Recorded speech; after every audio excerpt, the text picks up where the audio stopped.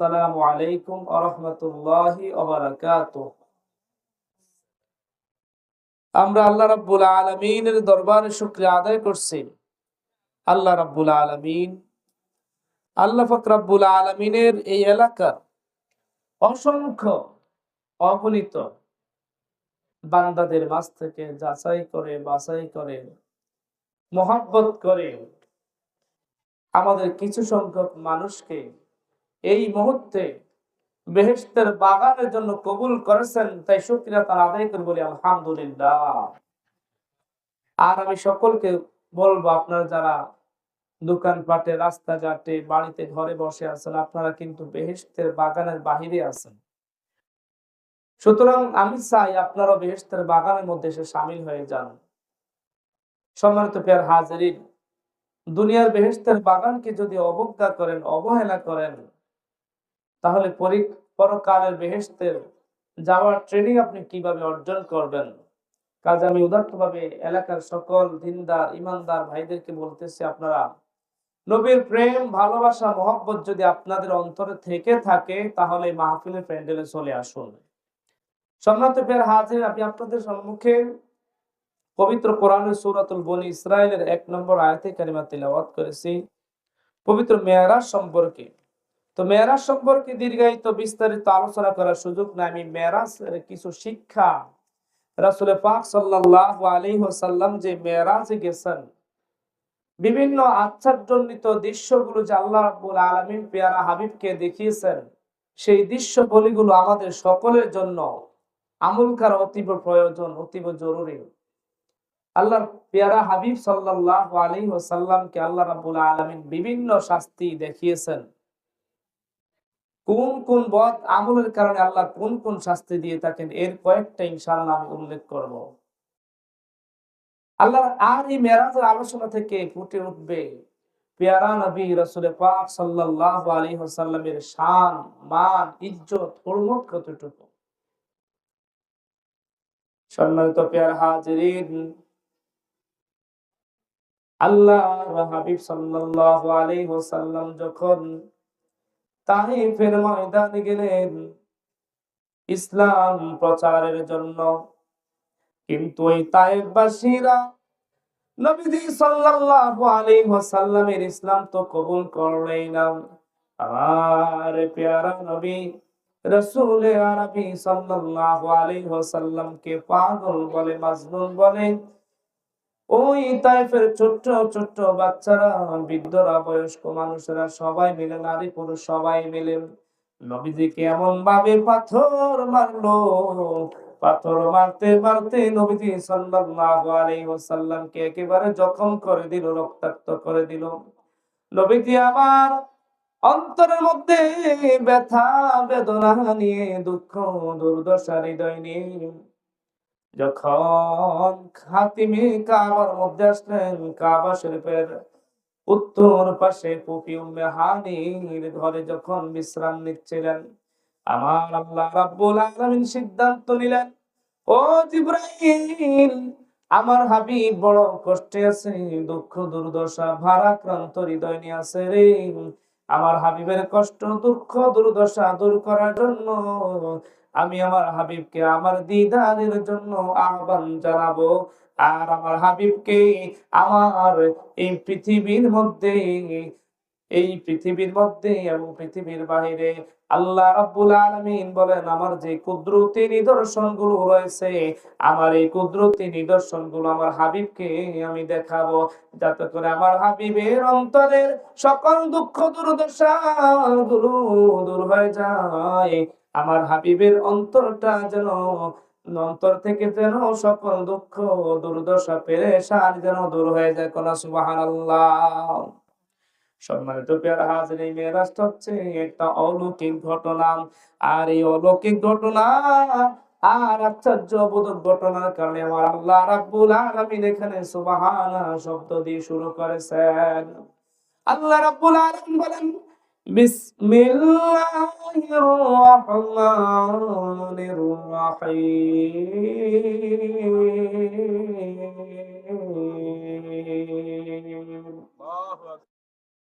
سبحان الذي أسرى بعبده ليلا من المسجد الحرام إلى المسجد الأقصى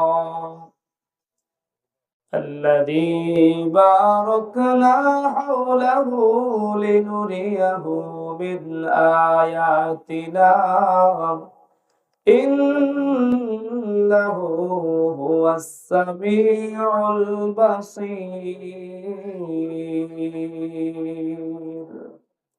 আল্লাহ রাব্বুল আলামিন বলেন সুবহানা পবিত্র সত্তা সেই আল্লাহ রাব্বুল আলামিন আল্লাযী যিনি আসরা সফর করিয়েছেন ভ্রমণ করিয়েছেন বিআবদিহি তার প্রিয় বান্দাকে তার প্রিয় হাবিবকে লাইলাম লাইলাম রাতের কিছু অংশে মিনাল মাসজিদিল হারাম ইলাল মাসজিদিল আকসা মসজিদে হারাম থেকে মসজিদে আকসা পর্যন্ত আল্লাযী বারাকনা হাওলাহু আল্লাহ রাব্বুল আলামিন ওই স্থানগুলোকে বরকতমণ্ডিত করেছেন কাবা ঘরের চতুর্দিকে আল্লাহ রাব্বুল আলামিন ফেরেশতাদের মাধ্যমে বরকতমণ্ডিত করেছেন ওই বাইতুল মুকাদ্দাসের চতুর্পাশকে আল্লাহ রাব্বুল আলামিন ফেরেশতাদের মাধ্যমে বরকতমণ্ডিত করেছিলেন ফেরেশতাদের কাজ কি ছিল আল্লাহর হাবিব সাল্লাল্লাহু আলাইহি ওয়াসাল্লাম মেরাজে যাবেন আল্লাহর কাছে সফরে যাবেন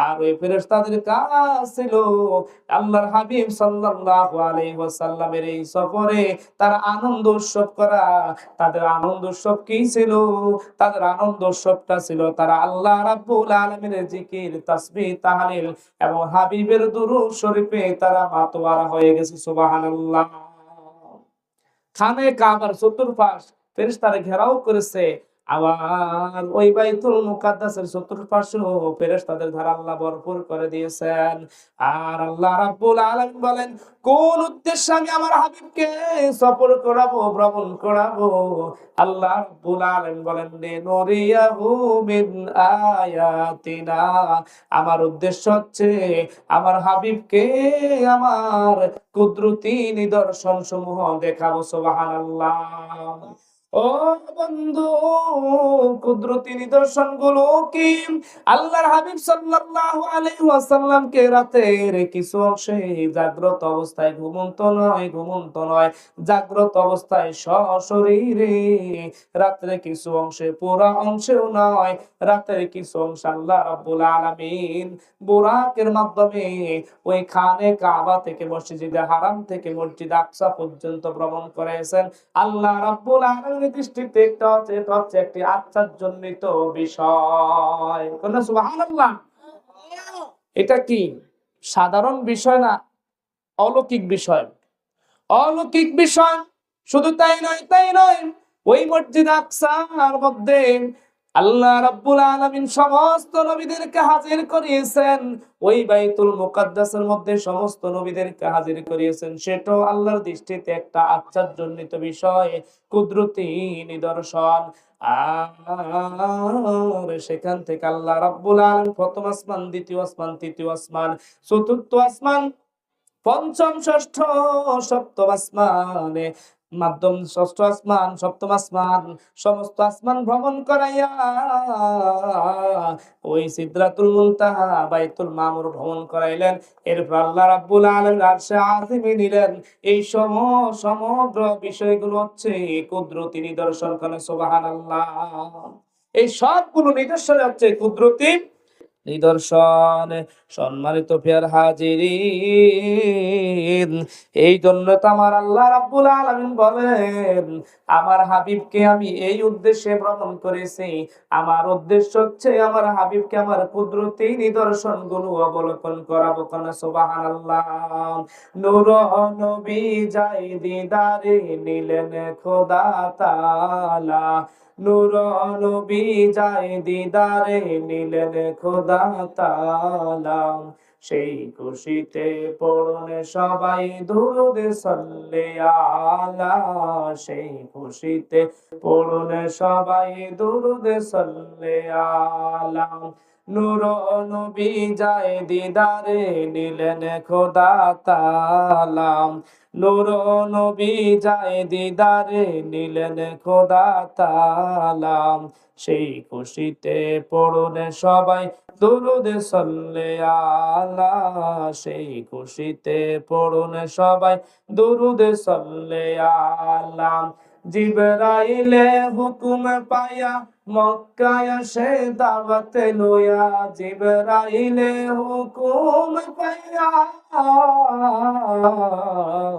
জিবরাইলে হুকুম পায়া মক্কায় আসে দাওয়াত লইয়া, উম্মে হানির ঘরে পাইলেন নবী কামলিওয়ালা, উম্মে হানির ঘরে পাইলেন নবী কামলিওয়ালা, সেই খুশিতে পড়ুন সবাই দুরূদ সাল্লে আলা, সেই খুশিতে পড়ুন সবাই দুরূদ সাল্লে আলা।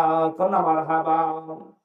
সম্মানিত প্রিয় হাজিরিন, জিবরাইল আমিন আলাইহিস সালাতু ওয়াস সালামকে আল্লাহ রাব্বুল আলামিন আদেশ করলেন, ও জিবরাইল যাও যাও, আমার হাবিবের অন্তরে ব্যথা, দুঃখ, দুর্দশা, মনে বড় কষ্ট, আমার হাবিবের কষ্ট আল্লাহ রাব্বুল আলামিনের সহ্য হয় না। এইজন্য আল্লাহ রাব্বুল আলামিন বললেন, ও জিবরাইল যাও যাও, তুমি 50,000 ফেরেশতাদের একটা দল নিয়ে, বাহিনী নিয়ে তুমি বেহেশতের মধ্যে যাও।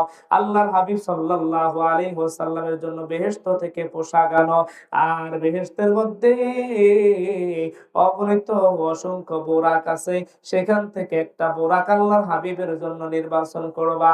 আল্লাহ হযরত জিবরাইল আমিন আলাইহিস সালাতু ওয়াস সালাম আল্লাহ রাব্বুল আলামিন আদেশ পাইয়া বেহেশত গেলেন, যায়া দেখলেন একটা বোরাক কাঁদতেছে আর চোখের পানি গুলো অঝর ধারে ডালতেছে। নুজহাতুল মাজালিসের মধ্যে রয়েছে, কোন সুবহানাল্লাহ। জিবরাইল বলেন, ও বোরাক, বোরাক রে তুমি কেন রে কাঁদো? কয় আমার আল্লাহ রাব্বুল আলামিন আমাদের মাঝে এলান করেছেন যে আল্লাহর হাবিব সাল্লাল্লাহু আলাইহি ওয়াসাল্লামের সফরের জন্য আমাদের মধ্য থেকে একজনকে নির্ধারণ করবে।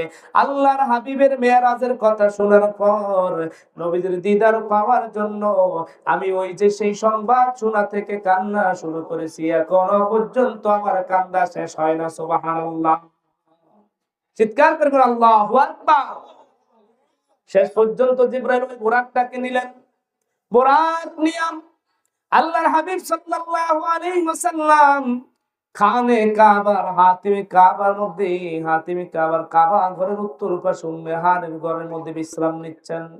জিবরাইল আলাইহিস সালাতু ওয়াস সালাম বোরাক নিয়ে বেহেশতি পোশাক নিয়ে আল্লাহর হাবিবের দরবারে উপস্থিত হয়ে গেছে, কিন্তু দেখলেন আল্লাহর হাবিব সাল্লাল্লাহু আলাইহি ওয়াসাল্লাম ঘুমাইতেছেন। নবীর চক্ষু ঘুমায় কিন্তু অন্তর ঘুমায় না, অন্তর হচ্ছে জিন্দা। সুবহানাল্লাহ। অন্তরটা হচ্ছে জাগ্রত। জিবরাইল নবীকে কিভাবে ডাক দিবেন? ওই জিবরাইল আমিন আলাইহিস সালাতু ওয়াস সালাম আমার নবীর কদম মুবারকে তার জিহ্বাটা লাগায়া দিলেন। কন্যা সুবহানাল্লাহ। নবীকে বিশ্রামে পায়া জিবরাইল থাকেন দাঁড়ায়া, নবীকে বিশ্রামে পায়া, নবীকে বিশ্রামে পায়া জিবরাইল থাকেন দাঁড়ায়া, ডাক দিতে সাহস না পেয়ে জিহ্বা কদম তলা, ডাক দিতে সাহস না পেয়ে জিহ্বা কদম তলা, সেই খুশিতে পড়ুন সবাই দুরূদ সাল্লে আলা, সেই খুশিতে পড়ুন সবাই দুরূদ সাল্লে আলা। নূর নবী যায় দিদারে নিলেন খোদা তাআলা, সেই খুশিতে পড়ুন সবাই দুরূদ সাল্লে আলা। জিবরাইল আমিন আলাইহিস সালাতু ওয়াস সালাম নবীর দরবারে হাজির। নবীজির কদমের মধ্যে জিহ্বাটা লাগাই দিয়া নবীকে জাগ্রত করলেন। নবীজি ঘুম থেকে উঠলেন, ওযু করলেন, 2 রাকাত নামাজ আদায় করলেন। নামাজ আদায়ের পর আমার নবী সাল্লাল্লাহু আলাইহি ওয়াসাল্লামকে নিয়ে যাওয়া হলো হাতিমে কাবার পাশে দূরবর্তী একটু স্থানে নিয়ে গেলেন। যায়া নবী সাল্লাল্লাহু আলাইহি ওয়াসাল্লামের ওপেন হার্ট সার্জারি করলেন, বক্ষ বিদীর্ণ করলেন। বন্ধুরে আমার, এতো দেখেন কেমন কুদরতি একটা নিদর্শন।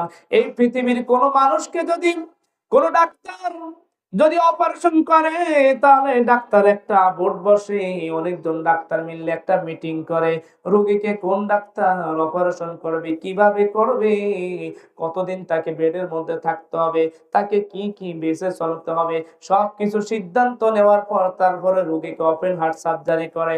কিন্তু জিবরাইল আমিন আলাইহিস সালাম আমার নবীর ওপেন হার্ট সার্জারি করলেন। দুনিয়ার কোন ডাক্তারের প্রয়োজন হয় না, কোন সুবহানাল্লাহ, কোন সিলাইয়ের প্রয়োজন হয় না, কোন রক্ত মুবারক বের হয় না।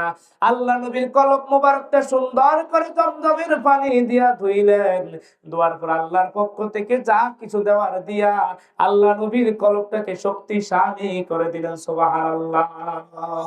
এই জন্য আল্লাহ নবী সাল্লাল্লাহু আলাইহি ওয়াসাল্লাম বলেন হাদিসের মধ্যে, ও পৃথিবীর মানুষ, সাহাবায়ে কেরামদেরকে উদ্দেশ্য করে বলেন, তোমরা তোমাদের মানুষের প্রত্যেকটা রোগের শিরায় শিরায় শয়তান প্রবেশ করে, শয়তান ধোঁকা দেয়।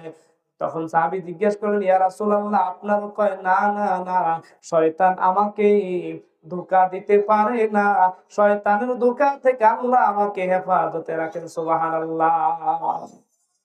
তাহলে নবীজি আমাদের মেসালের দিক থেকে কোনোভাবে আমাদের সাথে মিলে না। জিবরাইল আলাইহিস সালাম নবীকে ওপেন হার্ট সার্জারি করলেন, তার কলব মোবারক যথাস্থানে রেখে আবার কি করে দিলেন, লাগাই দিলেন। এরপর আমার নবী সাল্লাল্লাহু আলাইহি ওয়াসাল্লামের কাছে বোরাক আনা হলো।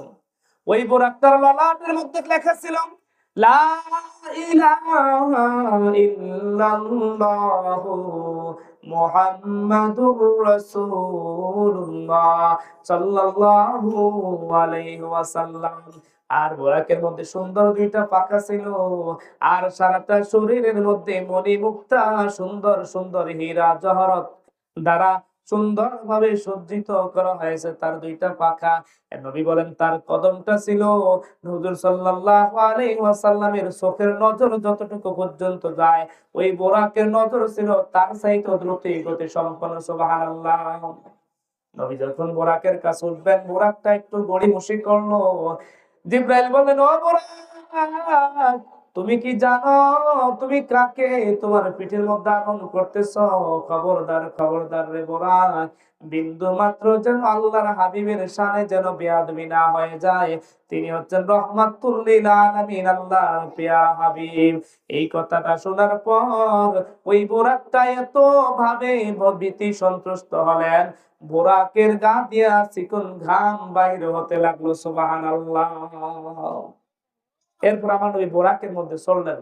বোরাকে চড়ে আমার নবী যখন বাইতুল মুকাদ্দাসে যাইবেন, এই যাওয়ার পথেই আমার আল্লাহ রাব্বুল আলামিন আমার নবী সাল্লাল্লাহু আলাইহি ওয়াসাল্লামকে বিভিন্ন কুদরতি নিদর্শনগুলো দেখাইছেন।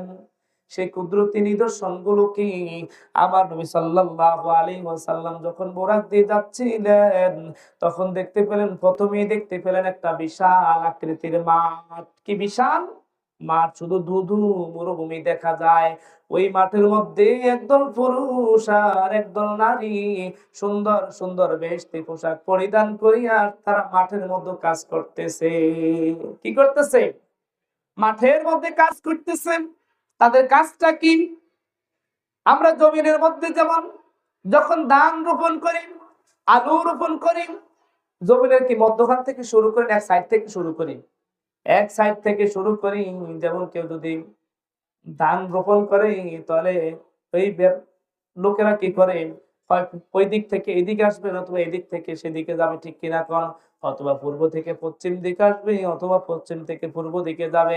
আল্লাহ নবী সাল্লাল্লাহু আলাইহি ওয়াসাল্লাম দেখলেন ওই বিশাল মাঠের মধ্যে একদল লোক শুধু ফসল বপন করে পিছনের দিকে যাচ্ছে, আর যাচ্ছে, আর পিছন দিক দিয়া ওই সবুজ ফসলগুলো, ওই ফসলগুলো সবুজ আকৃতি ধারণ করছে, আবার অপর দিক দিয়া পাকছে। আবার কিছু কিছু লোক, ওই সুন্দর পোশাকধারী লোকেরা, সেগুলোকে কাটছে, কাটিয়া কাটিয়া মধ্যখানে বিশাল আকারে স্তূপ বানাইতেছে। কোন সুবহানাল্লাহ। আমার নবী বলেন, ও জিবরাইল, ওই যে সুন্দর এই মাঠটা দেখা যায়, এই মাঠটা কিসের মাঠ? আর এই মাঠের মধ্যে যারা কাজ করে তারা কারা? আল্লাহ নবী সাল্লাল্লাহু আলাইহি ওয়াসাল্লামকে জিবরাইল বলেন, ও ইয়া রাসূলুল্লাহ, নবী গো, এরা হচ্ছে আপনার বান্দা বান্দিরা, দুনিয়ার মধ্যে কি করেছে? আল্লাহ রাস্তায় দান করেছে। 1 টাকা দিয়েছে, 2 টাকা দিয়েছে, 50 টাকা দিয়েছে, 100 টাকা দিয়েছে, যার সামর্থ্য অনুসারে যা দিয়েছে, আল্লাহ রাব্বুল আলামিন ওই দানটাকে এখানে বাড়াইতে বাড়াইতে স্তূপ আকারে পরিণত করতেছে। তারা যখন বেহেশতে আসবে তখন তাদের এই নিয়ামতগুলো তারা দেখতে পাইবে। সুবহানাল্লাহ। আরো করে বলি সুবহানাল্লাহ। এরপর আল্লাহ নবী সাল্লাল্লাহু আলাইহি ওয়াসাল্লাম আরো কিছু দূর অগ্রসর হবেন, বোরাক দিয়ে যাইতেছেন যাইতেছেন, আর বিভিন্ন দৃশ্য বলি আল্লাহ নবীকে দেখানো হলো। আল্লাহ নবী সাল্লাল্লাহু আলাইহি ওয়াসাল্লাম দেখলেন একটা জায়গার মধ্যে কতগুলো নারী এবং পুরুষ, ওই নারী এবং পুরুষদেরকে তারা হচ্ছে উলঙ্গ অবস্থায়, তাদের লজ্জাস্থানের মধ্যে সামান্য পরিমাণ কাপড় রয়েছে, আর তাদের মাথাগুলো পাথরের উপর রেখে ফেরেশতারা বড় বড় লোহার হাতুড়ি দ্বারা তাদের মাথাগুলোকে বাড়িয়ে শূন্য বিচ্ছিন্ন করে দিচ্ছে। কোরআন আউযুবিল্লাহ। মাথাগুলো কি পাথরের উপর রাখিয়া বাড়িয়াইতেছে, আঘাত করতেছে, আর মাথাগুলো চূর্ণ বিচ্ছিন্ন হয়ে যাচ্ছে। আবার আল্লাহ রাব্বুল আলামিন কোন বলেন ফায়াকুন, তার পূর্বের ন্যায় হয়ে যায়, আবার তাদেরকে বাড়িয়াইতেছে, আবার তাদেরকে আঘাত করছে, আর তারা চিৎকার করছে, আর কঠিন যন্ত্রণা তারা ভোগ করতেছে। আমার নবী বলেন, ও জিবরাইল, এরা কারা? কোন পাপের কারণে, কোন অন্যায় অপরাধের কারণে আল্লাহ রাব্বুল আলামিন এদেরকে কঠিন শাস্তি দিতেছেন? জিবরাইল বলেন, ইয়া রাসূলুল্লাহ, নবীজি গো, ও ইয়া হাবিবাল্লাহ, এরা হচ্ছে আপনার উম্মতের ওই সকল সম্প্রদায় যাদের কানের মধ্যে মসজিদের আজান ভেসে আসতো, মসজিদের মাইকের আওয়াজ আসতো, আজান শুনতো, কিন্তু ঘরের মধ্যে তারা অলসতা বশত ঘুমাইতো। কি করতো? ঘরের মধ্যে অলসতা বশত ঘুমাইতো, মসজিদে যাইতো না, জামাতে শামিল হইতো না। একদল লোক ফজর আযানটা শোনার সাথে সাথেই ঠান্ডা পানি দিয়া ওযু করিয়া আরামের বিছানা ছেড়ে ঘুম থেকে উঠে যাইতো, এরপরে ঠান্ডা পানি দিয়া ওযু করতো, ওযু করিয়া মসজিদের মধ্যে চলে যাইতো, জামাতে তারা নামাজটা আদায় করতো। আর আরেকদল লোক ঘুমটাকে বেশি প্রাধান্য দেয়, এরা মসজিদের মধ্যে যায় না, জামাতের মধ্যে হাজির হয় না। জিবরাইল বলেন, ইয়া রাসূলুল্লাহ, এরা অহংকার বশত নামাজ না পড়ার কারণে আল্লাহ রাব্বুল আলামিন তাদেরকে কঠিন শাস্তি দিতেছেন, আর পরে তাদেরকে জাহান্নামের মধ্যে নিক্ষেপ করা হবে। আল্লাহ রাব্বুল আলামিন পবিত্র কোরআন বলেন, الذين يستكبرون عن عبادتي سيدخلون جهنم داخلين। যারা অহংকার বশত আল্লাহর ইবাদত বন্দেগী থেকে দূরে সরে যায়, নামাজ পড়ে না, রোজা রাখে না, হজ করে না, যাকাত দেয় না, শুধু দুনিয়াদারি নিয়ে পেরেশান, আল্লাহ রাব্বুল আলামিন তাদেরকে জাহান্নামের মধ্যে প্রবেশ করাইবেন। তো নামাজ পড়া দরকার আছে না নাই? নামাজ না পড়লে ফেরেশতাদের হাতুড়ির বাড়ি একটা যদি দুনিয়াতে আপনাকে যদি কেউ দেয়, তাহলে বাঁচবেন নে? এটা দুনিয়ার হাতুড়ি না। আপনি দেখবেন যারা রডের কাজ করেন, এখন তো মেশিন দিয়া রড কাটে, স্ক্রু ব্লেড দিয়া কারেন্টের সাহায্যে রড কাটে। কিন্তু আমাদের ছোটবেলায় দেখি যে আজ থেকে কয়েক বছর আগেও দেখেছি বড় একটা হ্যামার আছে, বড় একটা হাতুড়ি আছে। একজনে একটা বেলের তাক করিয়া ধরিয়া রাখে, আর আরেকজনে জোর করে একটা বাড়ি দেয়। বাড়ি দিতে দিতে দিতে দিতে ওই রড গুলো কাটা যায়, ঠিক কিনা কন? ওইরকম একটা হাতুড়ি দিয়ে যদি আপনার মাথায় যদি দুনিয়ায় কেউ একটা আঘাত করে, কোন তো আপনার জীবনে আর বাঁচার কোনো গ্যারান্টি আসেনি? গ্যারান্টি নাই। মাথা হচ্ছে মানুষের দেহের মূল বডি। মাথা যদি শূন্য বিচ্ছিন্ন হয়ে যায় তাহলে তার জীবন শেষ। বন্ধুরে আমার, কিন্তু আল্লাহ রাব্বুল আলামিনের ফেরেশতারা, ওই জাহান্নামের ফেরেশতারা বেনামাজি ব্যক্তিদেরকে এরকম কঠিন ভাবে শাস্তি দিতেছে। কে দেখলেন? আল্লাহ নবী সাল্লাল্লাহু আলাইহি ওয়াসাল্লাম দেখলেন। এরপর আমার নবী সাল্লাল্লাহু আলাইহি ওয়াসাল্লাম এই দৃশ্যটা দেখার পর বুরাক দিয়া আরো কিছু সামনে অগ্রসর হলেন। আরো কিছু দূর অগ্রসর হওয়ার পর আল্লাহর নবী সাল্লাল্লাহু আলাইহি ওয়াসাল্লাম দেখলেন একদল নারী এবং পুরুষ ভিড় জমাচ্ছে। তাদের সামনে রয়েছে, এক পাশে রয়েছে ভালো রকমারি সুস্বাদু বেহেশতি খাবার, আর আরেক পাশে রয়েছে পচা দুর্গন্ধযুক্ত ময়লা আবর্জনা যুক্ত খাবার। দুনিয়ার মানুষের নিয়ম হচ্ছে, আমরা যদি কোনো দোকানে যাই, মার্কেটে যাই, ব্র্যান্ডের জিনিস কোনটা আছে সেটা আমরা খোঁজ করি, নিউ মডেলের কোনটা আছে আমরা সেটা খোঁজ করি, কোনটা ভালো মানের জিনিস দাম বেশি হলে আমরা সেটা খরিদ করি, ঠিক কিনা কোন? খাবারের মধ্যে আপনি যদি কোনো হোটেলে যান, খাবারের মধ্যে যদি আপনি বাসি গন্ধ পান তাহলে আপনি কি ওই খাবার খাইবেন না?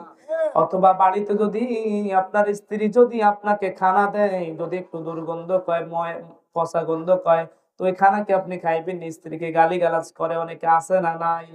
বন্ধুরে আমার, কিন্তু সেখানকার দৃশ্যটা দেখলাম আল্লাহর হাবিব সাল্লাল্লাহু আলাইহি ওয়াসাল্লাম অন্যরকম। আল্লাহর হাবিব দেখলেন ওই দলে দলে মানুষগুলো ভালো সুন্দর সুস্বাদু বেহেশতি খাবারগুলো রাখিয়া ওই পাশে পচা দুর্গন্ধ যুক্ত ময়লা যুক্ত খাবারগুলো খাবারের জন্য হুমড়ি খেয়ে পড়ছে। একজন আরেকজনের ধাক্কা ধাক্কি করছে, কার আগে কে খাইবে। খাজায়া ওখানে পচা দুর্গন্ধ যুক্ত ময়লা আবর্জনা খাবারগুলো খাইতেছে। কোলা নাউজুবিল্লাহ। আল্লাহ নবী কয়, ও জিবরাইল, জিবরাইল রে, এটা কেমন দৃশ্য দেখলাম? আমি দেখলাম দুনিয়ার বুকে মানুষ শুধু ভালো খাবারের জন্য কি ব্যাকুল থাকে, বেহুশ থাকে, কিন্তু এখানে দেখি তাদের সামনে ভালো খাবার পড়ে আছে, কিন্তু তারা ভালো খাবার গুলো খায় না। পচা দুর্গন্ধযুক্ত ময়লাযুক্ত খাবার গুলো খাওয়ার জন্য তারা পেরেশান হয়ে যাচ্ছে। ও জিবরাইলেরা কারা রে?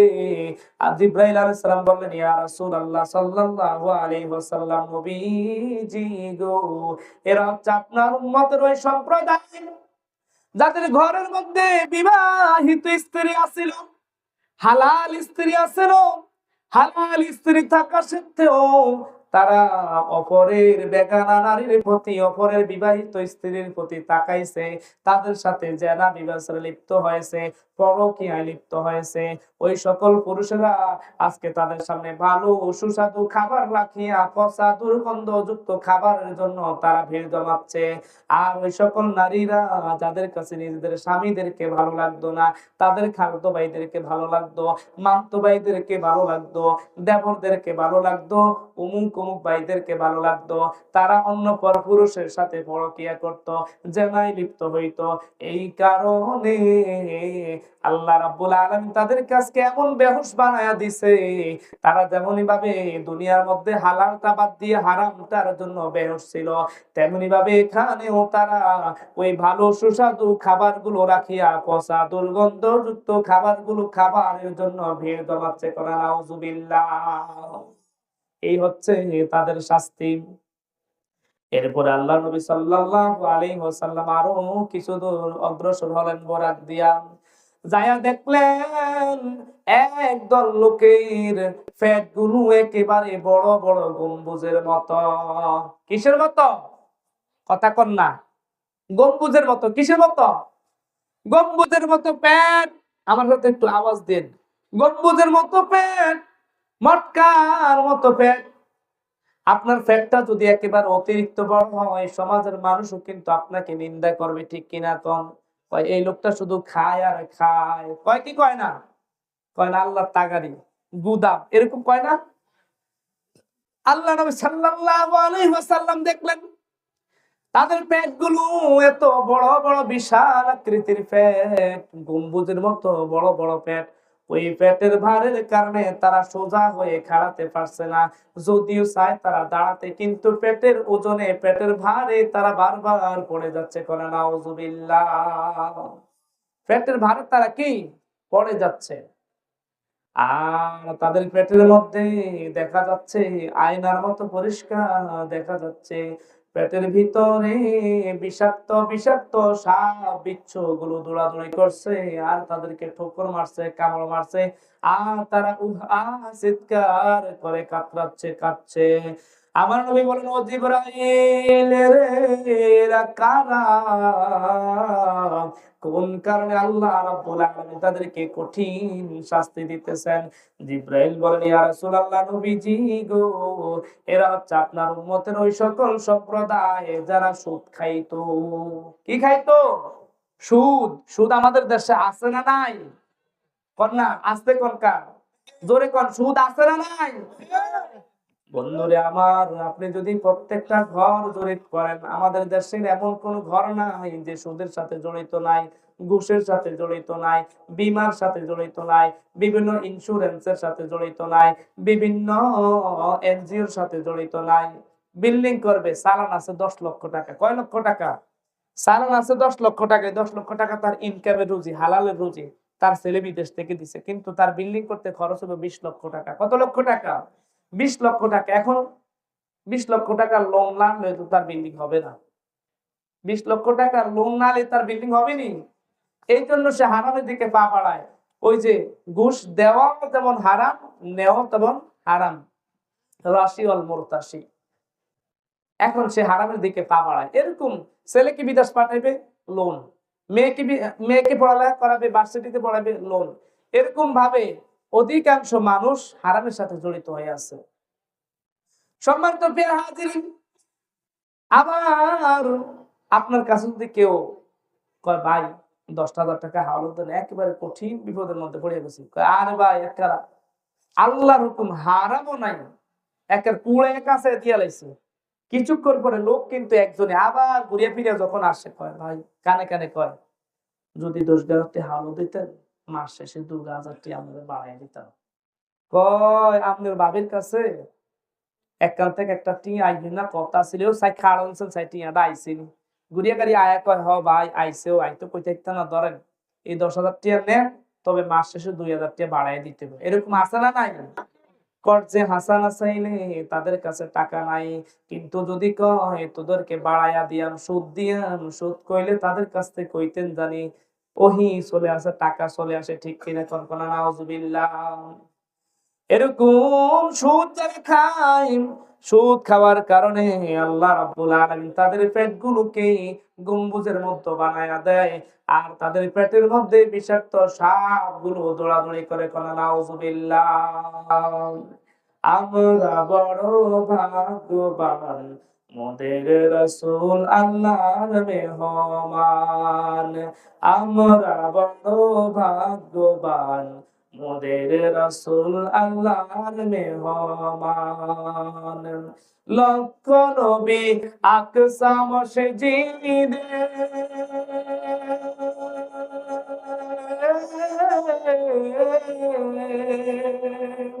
মোর নবীকে স্বাগতম বলে। লক্ষ নবী আকসা মসজিদে, নূর নবীকে স্বাগতম বলে। ইমাম মহান আমার নবীজি, ইমাম মহান আমার নবীজি, সব নবী মুসল্লি হয়, মোদের রাসূল আল্লাহর মেহমান।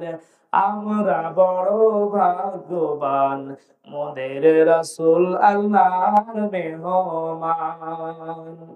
বন্ধুরা আমার, বাবাজিরা আমার, এরপর আমার নবী সাল্লাল্লাহু আলাইহি ওয়াসাল্লাম এভাবে অনেক দৃশ্য বলে দেখলেন। দেখতে দেখতে দেখতে দেখতে এমন একটা স্থানে গেলেন, যায়া দেখলেন একদম লোক, তাদের গায়ের মধ্যে শুধু কুষ্ঠ রোগ। কি রোগ? কুষ্ঠ রোগ। ভালো না খারাপ? এই রোগটা কি ভালো না খারাপ? কুষ্ঠ রোগ অত্যন্ত খারাপ রোগ। আল্লাহর হাবিব সাল্লাল্লাহু আলাইহি ওয়াসাল্লাম দেখলেন তারা কুষ্ঠ রোগে আক্রান্ত। নবীজি জিবরাইলকে জিজ্ঞেস করলেন, ও জিবরাইল, এরা কারা রে? কোন কারণে এদের শরীরের মধ্যে কুষ্ঠ রোগ? জিবরাইল বললেন, ইয়া রাসূলুল্লাহ সাল্লাল্লাহু আলাইহি ওয়াসাল্লাম, এরা আপনার উম্মতের মধ্যে ওই সকল সম্প্রদায় যারা আল্লাহর কাছে দোয়া করতো না, আল্লাহর কাছে রহমত মাগফিরাত কামনা করতো না, আল্লাহর অনুগ্রহ কামনা করতো না, আল্লাহর রহমত থেকে যারা বঞ্চিত থাকতো। কানা নাউজুবিল্লাহ। অথচ আল্লাহ রাব্বুল আলামিন বলেছেন, ওয়াসাআলুল্লাহা মিন ফাদলিহি, তোমরা আল্লাহ রাব্বুল আলামিনের অনুগ্রহ কামনা করো। আজকে আমাদের সমাজে আছে না একদল লোক নামাজ পড়িয়া যায় গিয়া মুনাজাত দেয় না, আছে না নাই? আল্লাহর কাছে দোয়া করে না। আমি বলি, এই মুনাজাত না দেওয়ার কারণে শুধু দুনিয়ার মানুষের কাছে না, বরং দুনিয়ার মানুষের কাছে না, আল্লাহ রাব্বুল আলামিনের কাছে তার অহংকার প্রদর্শন করলো। আল্লাহকে বুঝাইতে চায়, ও আল্লাহ, আপনি কি দিবেন আমাকে? আমার আপনার দেওয়া কোনো কিছুই আমার দরকার নাই। কোনা নাউজুবিল্লাহ। এরকম কোনো কিছু মনে হয় বুঝাইতে চায়, এই জন্য তারা নামাজ পড়িয়া মুনাজাত দেয় না। বিভিন্ন এখন তো অনেক মাহফিলের মধ্যে মুনাজাত দেয় না, হুজুরেরা ওয়াজ করে, ওয়াজ করিয়া উড়িয়া যায় গিয়া কয় মুনাজাতের দরকার নাই, সম্মিলিত মুনাজাত নাকি বেদাত। করে নাউজুবিল্লাহ। অথচ মুনাজাত, দোয়া, আল্লাহর মুনাজাত মানে কি? আল্লাহর কাছে ক্ষমা প্রার্থনা করা, মাগফিরাত কামনা করা, আল্লাহর কাছে দয়া কামনা করা। জিবরাইল বললেন, যারা দুনিয়ার মধ্যে আল্লাহর দয়া মাগফিরাত কামনা করে না, তাদের কুষ্ঠ রোগ হয়। কি হয়? কুষ্ঠ রোগ। হযরত সাঈদ ইবনে মুসাইয়্যিব রাদিয়াল্লাহু আর রাসূল পাক সাল্লাল্লাহু আলাইহি ওয়াসাল্লাম বলেছেন, তারা যদি আল্লাহর কাছে সদা সর্বদা দোয়া করত আর এই দোয়াটা বেশি বেশি পাঠ করত, তাহলে কুষ্ঠ রোগ হতো না। সেই দোয়াটা কি বন্ধুরা আমার? কান খাড়া করে শুনে নেন।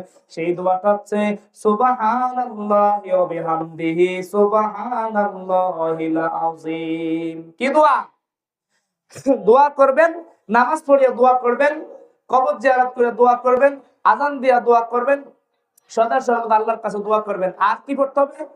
যদি এই দোয়াটা পড়েন তাহলে পরকালে কুষ্ঠ রোগ হবে না। সেই দোয়াটা কি? সুবহানাল্লাহি ওয়া বিহামদিহি সুবহানাল্লাহিল আযীম।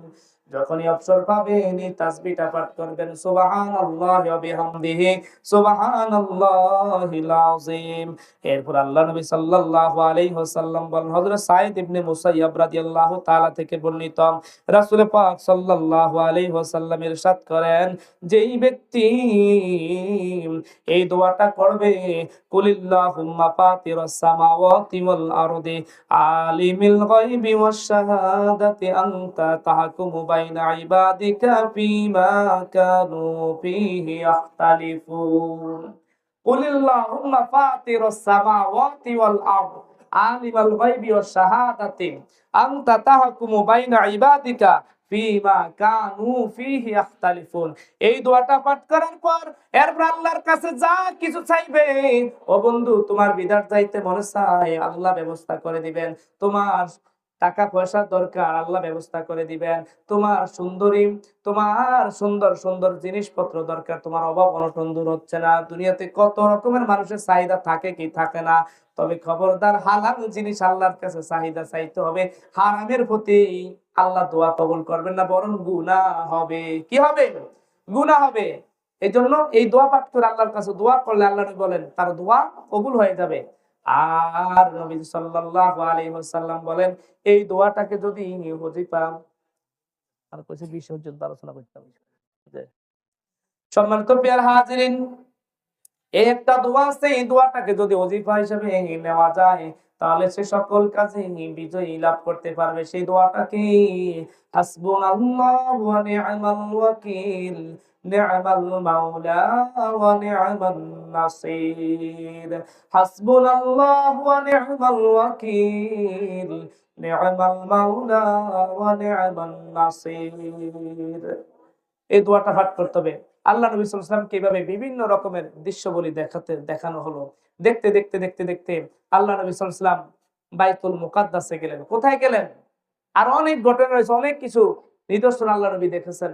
বাইতুল মুকাদ্দাসে গেলেন, যাওয়ার পরে বাবে মুহাম্মদের মধ্যে নবীজির বোরাকটাকে বাঁধলেন।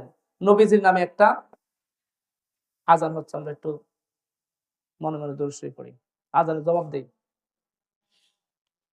ইসলাম কি করলেন? বিভিন্ন দৃশ্যগুলি দেখার পর বাইতুল মুকাদ্দাসে গেলেন, যা বাবে মুহাম্মদের মধ্যে নবীজির বাবে মুহাম্মদ দিয়ে নবীজি বাইতুল মুকাদ্দাসের মধ্যে প্রবেশ করলেন। প্রবেশ করার পর ওযু করলেন। ওযু করার পর নবীজি আবার 2 রাকাত নামাজ পড়লেন। নামাজ পড়ার পর দেখলেন একজন সুন্দর সুদর্শন একজন ফেরেশতা, সে তার মধুর সুরে আজান দিতে লাগলো। আজান দেওয়ার পরে দেখলেন আল্লাহ রাব্বুল আলামিন সমস্ত নবীদেরকে সেখানে হাজির করাইলেন, আর সমস্ত নবীরা কাতারবন্দি হয়ে দাঁড়াইলেন। জিবরাইল বলেন, ইয়া রাসূলুল্লাহ, আপনার পূর্বে যত নবীরা আগত হয়ে গেছে সব নবীদেরকে আল্লাহ রাব্বুল আলামিন আপনার সম্মানে, আপনার ইজ্জতে, আপনার হুরমতে এখানে আপনার মুসল্লি বানায়া দিয়েছেন। সুবহানাল্লাহ। জামাতের জন্য সবাই অপেক্ষা করছেন। জিবরাইল আমিন আলাইহিস সালাতু ওয়াস সালাম নবীজি সাল্লাল্লাহু আলাইহি ওয়াসাল্লামকে সামনে দাঁড় করায় দিলেন। নবীজি সাল্লাল্লাহু আলাইহি ওয়াসাল্লাম কি করলেন? নামাজ পড়ালেন। এরপর হযরত ইব্রাহিম আলাইহিস সালাতু ওয়াস সালাম ভাষণ দিলেন, বক্তৃতা দিলেন। হযরত মূসা আলাইহিস সালাতু ওয়াস সালাম বক্তৃতা দিলেন। হযরত ঈসা রুহুল্লাহ বক্তৃতা দিলেন। হযরত দাউদ নবী বক্তৃতা দিলেন। হযরত সুলাইমান নবী বক্তৃতা দিলেন। সবার বক্তৃতাটা শেষ নয়, সবাই আল্লাহর প্রশংসা করলেন আর নিজেদের কথাগুলো ব্যক্ত করলেন। আর আমার নবী সাল্লাল্লাহু আলাইহি ওয়াসাল্লাম বক্তব্য দিলেন। আল্লাহ নবী সাল্লাল্লাহু আলাইহি ওয়াসাল্লাম বলেন, সমস্ত প্রশংসা আল্লাহ রাব্বুল আলামিনের জন্য। আর আল্লাহ রাব্বুল আলামিন আমাকে বানাইছেন এই সমগ্র জগতের জন্য রহমাতুল লিল আলামিন হিসেবে। করা সুবহানাল্লাহ। এরপর নবীজি বাইতুল মুকাদ্দাস থেকে মাওয়াহিবুল লাদুনিয়া কিতাবের মধ্যে আল্লামা কশতলানী রাহমাতুল্লাহি আলাইহি তিনি উল্লেখ করেছেন, বাইতুল মুকাদ্দাসের পর নবীজি সাল্লাল্লাহু আলাইহি ওয়াসাল্লামের জন্য আসমান থেকে জমিন পর্যন্ত, বাইতুল মুকাদ্দাস পর্যন্ত সিঁড়ির ব্যবস্থা করে দিয়েছেন। যে সিঁড়িগুলো মৃত ব্যক্তিরা, যে ব্যক্তি জান্নাতি হয়, ওই সিঁড়িগুলো দেখতে দেখতে জান্নাতীদের রূহ কবজ হয়ে যায়। কোন সুবহানাল্লাহ। অর্থাৎ বেহেশতের সিঁড়ি, আর জাহান্নামীরা তো তাদের শাস্তির কোনো শেষ নাই।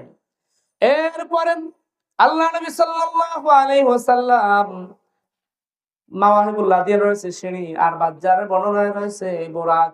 নবীজি প্রথম আসমান, দ্বিতীয় আসমান, তৃতীয় আসমান, এভাবে সপ্তম আসমান পর্যন্ত পাড়ি দিলেন।